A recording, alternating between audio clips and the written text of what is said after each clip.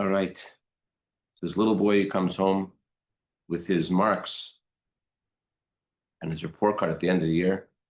And the father is shocked to see his marks. He got 5 points total for the study of Tanakh. And he got 15 points, like an F minus minus minus in math. What drove the father really nuts was that this child got a perfect score, an A plus in music. And the father let it out on his son. And the son's like, "Dad, what's the big deal? Why don't you like notice my success?" So his father said, my son, it's exactly the problem. With such grades, how do you have the mood to sing? I think the Russian word for mood is настроение. How do you have the настроение? How do you have that in you to sing when all your grades are down? On the last day of Moshe Rabbeinu's life, Moshe Rabbeinu gave us the last mitzvah of the Torah. God told Moshe Rabbeinu, and now you should write for yourselves this song. What's the song? The song is the 43 verses of this week's Torah portion. Parshas Hazinu. Maimonides derives from this very same verse that it's a mitzvah to write the entire Torah because you're not allowed to just write one section of the Torah. Unless there's a specific instruction, like with the mezuzah. And therefore, when it says in the Torah, write the song, what it really means is write the entire Torah. So the Torah categorizes Parshas Hazinu as a song. It's written with words that denote song, denote music, denote poetry. And also the way it's written in the Torah, actually, it's written in the Torah differently than everything else. It's written as a song. The Torah writes it differently. Moshe Rabbeinu leaves the regular way he would speak to Jewish people before. And instead, he starts to sing. So this song seems to contradict the usual rules of music. Usual rules of how a song is meant to be sung. This song doesn't seem to be something so positive, but it was always considered a song. In temple times, every Shabbos, every Shabbat, Levites, after the Musaf sacrifice, the second sacrifice of the day was offered, they would sing a song. They would divide this Torah portion to 6 sections, just like we do. We have 6 people called to the Torah in the song part of this Torah portion. And every Shabbat, they would read just one section. We read all 6 sections, 7 sections rather, this Shabbat. But in the temple, every single Shabbat, they would read one. And the acronym of the 6 sections, the Talmud describes with this mnemonic, Haziv Lach. I haven't seen anyone comment on the words that this creates, but there's an obvious word that this mnemonic creates. There is light for you, Haziv Lach. There is the light for you. Perhaps that's connected to what we're going to get into, which is, why is this considered a song? There is a tradition that it's not just a song, a wonderful thing to sing, but this song is so important that the Alter Rebbe mentioned, quoting his great-great-grandfather, the Maharal, that everyone should memorize this song as a school, as a spiritual remedy for having wealth. Is also mentioned by the Rebbeim following the Alter Rebbe. If I remember correctly, the words Rebbe used were that businessmen, like, what's going on with you guys? You guys are trying to do better. Why don't you memorize Hazinu? It's not like the Rebbe told us to everyone individually, but there's definitely something about memorizing Hazinu as a school, as a spiritual remedy for success, for long life. There are people till today that say this Torah portion not just once a day, but several times a day, as the previous Rebbe writes. But when you get into the Torah portion, you have the same question that father had about his son's grades. Why are you singing? This Torah portion presents the most difficult prophecies of the Tanakh, of the entire 24 books of the Torah. It talks about dark future for the Jewish people. Sephardim, just to give you some context, many Sephardic communities, they begin kinos, they begin the lamentations of the ninth of Av.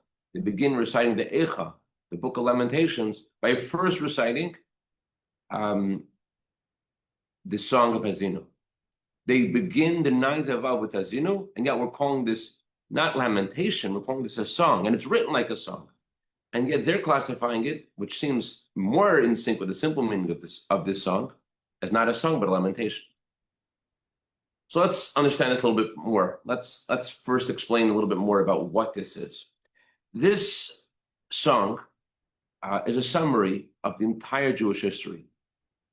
And Moshe Rabbeinu uses these words in the middle of the song. Amarti afheim ashbisam and zichram. I said to destroy them, or to cast them aside, to spread them, as Rashi explains, to all corners of the world. Afheim means to all the corners. I said I'll spread them to all corners of the world. And I will erase their memory. God's talking about the Jewish people. I will erase their memory from mankind.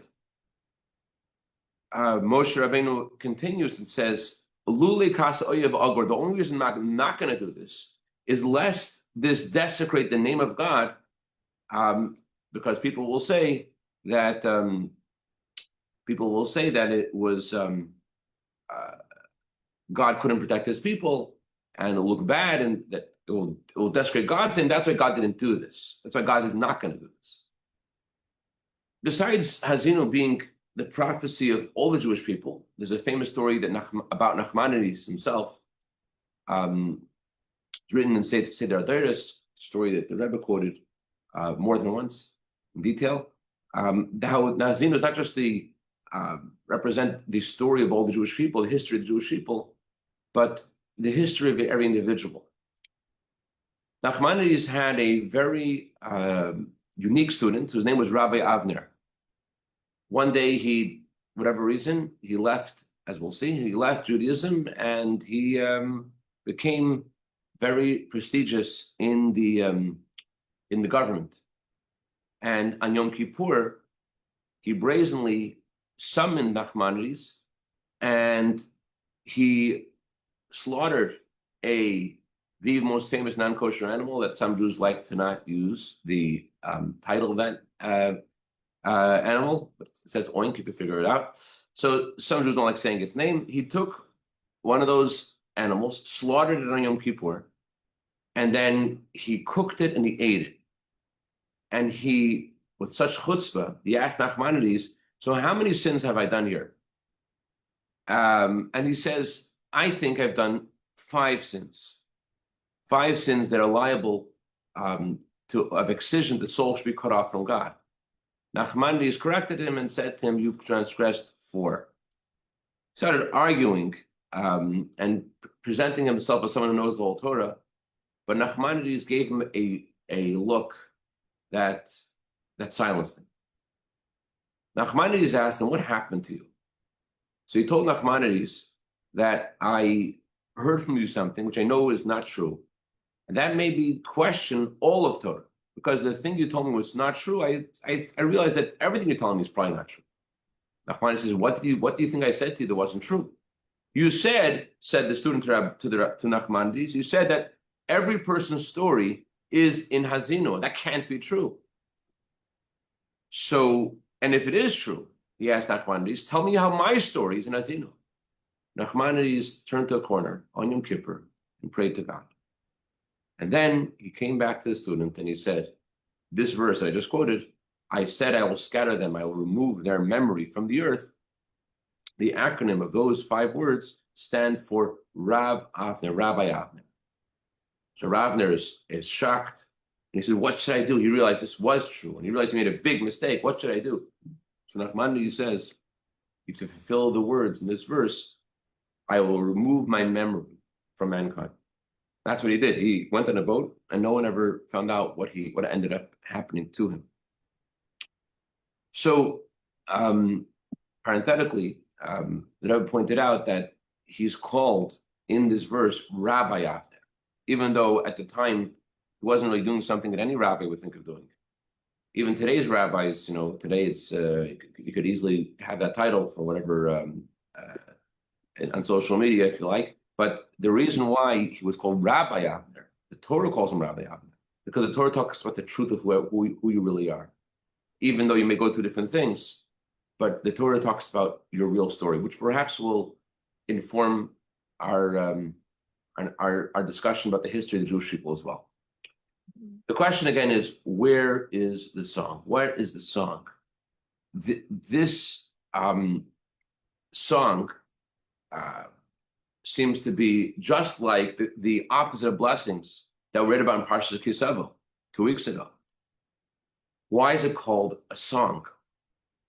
So that represents a wondrous explanation, which really explains the definition of Hazinu and really defines what life is about in general. Something that could really elevate us, especially if we're going through a hard time. The secret of Parshas Hazinu is that it is a complete story. Moshe Rabbeinu does draw on the past of the Jewish people and the future of the Jewish people, and he highlights how every stage of our lives is a preparation for the next stage. In other sections of the Torah, where it talks about the opposite of blessing, it just talks about the pain. It talks about the opposite of blessing itself. But here, in Parshas Hazinu, the opposite of blessing is presented as part of the story of Mashiach, part of the story of the ultimate and complete redemption. This song of Hazinu is a panoramic vision of the past, present, and future of the Jewish people. Moshe Rabbeinu presents 6 pictures of the Jewish people. From the moment we left Egypt, through all the difficulty of the exile, and he concludes with the glorious vision of the coming Mashiach. The Parsha begins with our wondrous past. Like an eagle carries its young on its wings. This was referring to the Exodus, how God took us out of Egypt, how God gave us the Torah, he carried us on his wings. And then the Torah goes on to discuss the exile, what all that's happened through us throughout the exile, and doesn't mince words. It gets pretty intense. But then it continues, and it talks about the ultimate victory of the Jewish people. It talks about the redemption of the Jewish people, how all nations will praise the Jewish people, how God will avenge the blood of his servants. So here is the secret to the joy of Hazinu. The understanding that every moment is for good. How every event is part of a future good. Judaism is not saying that everything is good. We don't deny reality and pain. The Torah is talking about patience. The Torah is talking about patience with meaning. Understanding that the entire context of all of our history is all about preparing us for the coming of Mashiach. If we will only understand the potential of Jewish people, where we're headed, then we'll be able to better frame our present. A father may need to punish as well, give a consequence to a child. But the punishment is not independent of his child's development. It's not a moment of holding the child back. It's not a moment of stopping. The contrary, it's part of the process of elevating this child to be the way he's meant to be. So too, this song is meant to give us a message. Do your best today. Do your best in the present. Even if you made a mistake and you've stumbled and you were given a consequence from on high, don't look at all of this as God separating himself, God letting go of you. Don't look at this as being alone. Rather, this is part of developing your potential and your personal redemption. Tzadok HaKohen writes that the word song in Aramaic is related to the word circle. That's why in the Talmud, when it talks about the laws of Shabbat, it says that animals can be led outside or cannot be led outside, various opinions, with their bells, with their collars around their neck. And the word the Talmud uses for the bell, for the collar, is the song, or the collar, the circle. Nachmanides is telling us that the song of a Jew is by understanding, from the perspective of understanding that life is a circle of development. Therefore, it's appropriate to sing every moment, because every note of the song is all about preparation for the ultimate redemption, the everlasting and perfect redemption.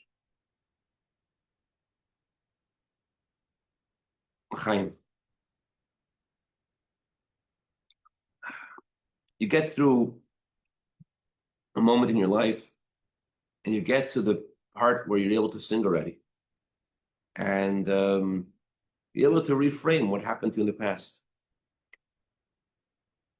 You meet people and you hear what's going on in their life, and it makes you want to cry. You hear what's going on, and it's not that it's not. You should, and it's something that warrants crying, warrants tears. But if we were to find the resolve, find the strength to elevate ourselves from the pain, to turn the pages, then we would discover that the story continues and brings us to a beautiful place.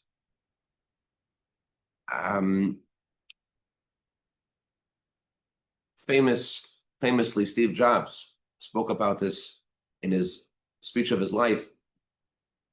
Steve Jobs, who gave us the iPhone and the iPad, and it really changed the way we collect information today, and the way so many other things happened as a result of his life. But he didn't always have a rosy life. In his last speech, he spoke about how he went to college and he dropped out of college and he was so poor, he would collect bottles. And he walked every Sunday for 5 miles to go to get a free meal. He was really going through a hard time. And then someone suggested to him that he take a class in calligraphy.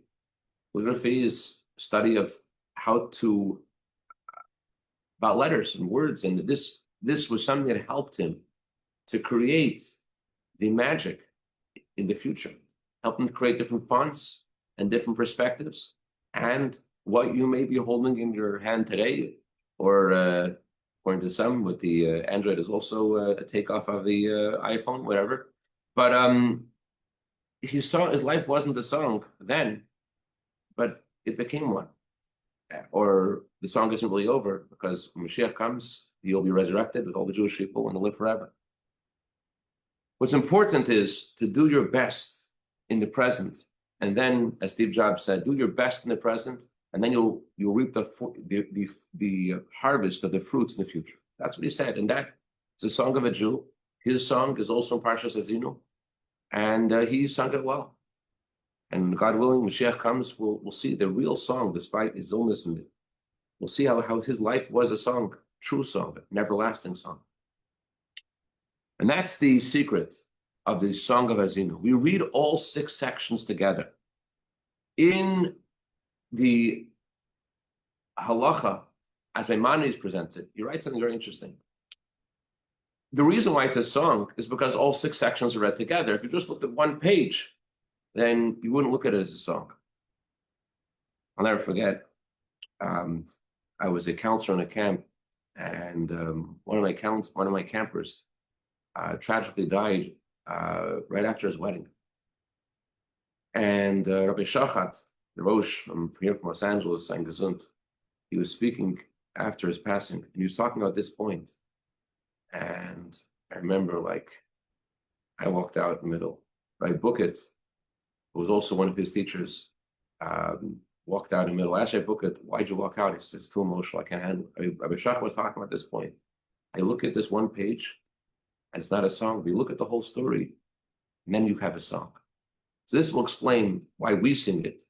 It also explains how Maimonides phrases the halacha of why it's sung in the temple differently. Nachmanides says it this way. On Shabbat, we say the Levites would divide the song into 6 parts, reading one section every week, as we read it in the synagogue. Now, what came first, the synagogue or the temple? Maimonides, rather, is talking about the temple. He's talking about the song of the Levites. He's talking about how they would sing one section of the song every week. And he says, we read this song the same way the Levites read the song the same way it's read in the synagogue. The Talmud doesn't phrase it that way.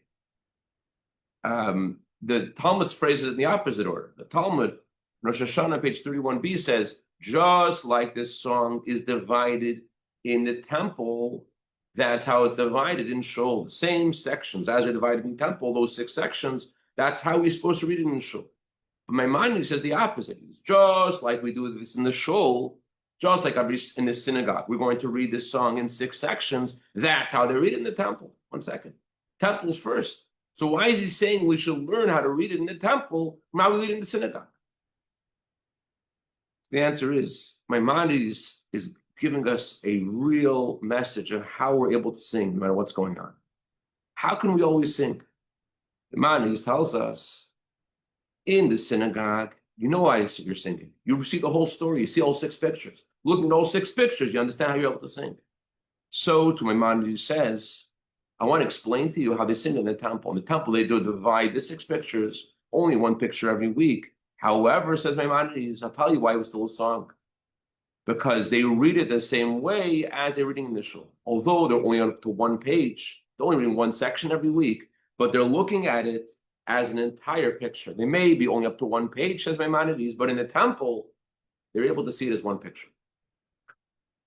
I'm not sure if this is connected to being in the temple, being in a heightened spiritual state, but that's what it means. In the temple, they were able to see just 1 page as a whole story. If you only look at 1 page, you're going to cry. If you look at it as a whole story, you're going to sing. So on that note, I want to share with you a very powerful story, which was printed in the Kfar Chabad about Daniel Myers from Amsterdam. He was a very successful anthropologist, a professor in anthropology. He would wear a yarmulke and tzitzis in the university. But in the beginning of his path, his wife shared that it wasn't really so easy. It was in the winter of 1973. And the winter was a very dark and rainy winter, which seemed to echo the difficulty they were having at home. They had 5 children, and they had to count every penny. When Purim came, they had a difficult Purim. They were sad. They wanted to invite guests, but they simply could not afford any money to invite guests. But here was the worst point. Their next door neighbor was, as I like to say, very Hasidically challenged. He presented a note, to put the note into their door. And the note had an envelope. On the envelope, it said, gift to the poor. I mean, giving someone a gift, you can give them without saying it's a gift to the poor. It's without saying you are poor and I'm giving you a gift. It was worse. In the envelope was a few dollars, enough to buy a bagel and chocolate milk. You know, that's what he gave them. Gave him $5 in this envelope, gift to the poor. And this guy is an anthropologist. You know, it caused a lot of shame. The next day, Daniel had a dentist appointment. And he asked his 8-year-old, David, to bring his 5-year-old Sarah home from school. He's sitting in the dentist chair. And all of a sudden, he hears ambulances outside. And he rushes outside. He goes, this is my kids. Somehow he gets sense it's my kids. What happened was that a police officer's car had hit the children. The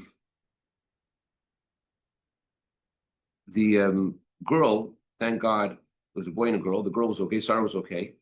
But David had to be brought to the ambulance. And Thank God his head wasn't hurt, but he did hurt his leg. And after his surgery, he completely recovered. That's what happened the day after Purim. The day after that, he called the Rebbe. And he asked the Rebbe, he had a very unique relationship with the Rebbe. He called the Rebbe's secretary, and he asked the Rebbe's secretary, why is this happening to us? Rabbi Chadakov usually would go into the Rebbe and get an answer from the Rebbe, but here the Rebbe got on the phone. The Rebbe would sometimes press a button and enter the conversation. The Rebbe said, is nit given b'simcha in Purim. He wasn't happy on Purim. They froze. They trembled. And since then, their house became the house that celebrated, the house of Purim. So in Holland, they know you want to celebrate Purim for years, go to the Meyer's house. Similar way, got to celebrate, got to sing. And our song itself draws down God's blessings. Now is a joyous time coming now from Yom Kippur to Sukkot. It's also a lot of pressure preparing for the holiday. And, we're going to get there. We're going to come there night of Sukkot in Yerushalayim with Mashiach Tzidkenu. And it's going to be okay. But as we're turning the pages these 4 days, a lot of pressure, getting everything done. Got to keep on singing, no matter what's going on. And Hashem should help us all. We should be able to see the song, coming Mashiach. And we'll have to see how every page of our lives and every page of the Jewish people's history is all part of the song. That we're able to actually sing and say, Shechiyonu v'kimonu, not as that. Thank you, God, for reaching this occasion. But not just reaching the occasion in the future. Be able to thank God for every moment of our lives in the present and all the history. Haziv Loch, we'll see how it all is about our light, the everlasting light of Hashem and the Jewish people. We should see this happen today, Mamash, L'chaim. Good Shabbos.